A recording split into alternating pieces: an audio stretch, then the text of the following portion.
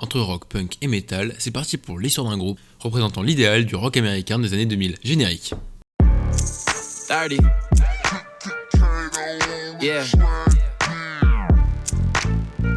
Let me rap. Comme dit dans l'intro, si on devait définir Sum 41, c'est un peu le groupe cliché qui nous vient directement en tête lorsqu'on pense au groupe de rock américain des années 2000. Sum 41 est né le 31 juillet 1996 à Ajax en Ontario. Des passionnés de musique se nommant Derek Jason, Mark McAdam, Steve Jobs et Grant Madvicky se retrouvent et décident de monter un groupe inspiré de la vague pop-punk des années 95. Leur nom, lui, reflète la date où tout a commencé. Le Sum, diminutif de Summer, et le 41 représentant le 31 juillet, 41e jour d'été. À ce moment-là, les membres étaient âgés en moyenne de 16 ans. Le groupe originel n'est pas vraiment resté figé, les musiciens s'enchaînent et les chanteurs aussi, mais Derek Jason et Steve Jobs, eux, sont restés pas mal de temps. Durant quelques années, les petits concerts deviennent de plus en plus fréquents. Alors qu'ils ont à peine 20 ans en 1999, ils arrivent à faire la première partie du groupe Blink 182, déjà assez connu à l'époque. Comme on peut s'y attendre, ils se font repérer et signent rapidement chez le label canadien Aquarius. Je vous ai déjà énoncé les noms de Derek Jason et Steve Jobs. Et justement, ces deux personnes sont assez importantes pour le groupe, et c'est pour ça que je vais faire une petite aparté pour parler de leur histoire. Bon, déjà, spoiler, Steve aujourd'hui ne fait plus partie du groupe. En effet, le 17 avril 2013, il annonça sur Facebook qu'il quittait Sum 41 pour se consacrer à sa famille.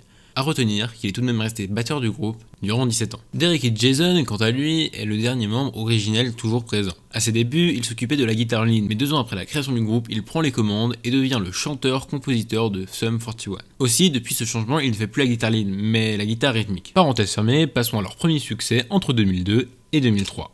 A savoir qu'en juin 2000, un premier album est sorti se nommant Half Hour of Power et qui a très peu séduit.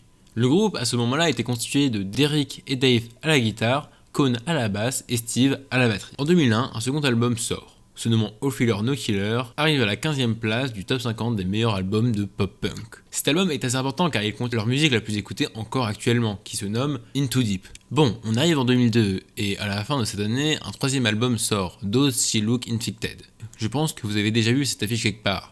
Et en vrai, ce serait logique, car en 2003, cet album de Sum 41 se vit récompensé au Kerrang Award dans la catégorie meilleur groupe et au Junos Award dans la catégorie groupe de l'année. Cet album a surtout été connu pour 2 musiques Still Waiting et Duel Song, bien sûr, je laisserai tous les liens dans la description. Après cet album, c'est donc parti pour la première tournée mondiale du groupe Sum 41. Bref, entre 2003 et 2016, 3 albums sortiront. Underclass Hero sorti le 23 juillet 2007 en France, qui est leur premier album à 3 avec Derek, Cone et Steve. Et après, le même trio sort le 28 mars 2011, Screamy Bloody Murder. Suite à cet album, Steve, comme dit précédemment, quitte le groupe, l'effectif étant de 5, ils sortent 13 Voice avec Derek, Dave, Tom, Cone et Frank.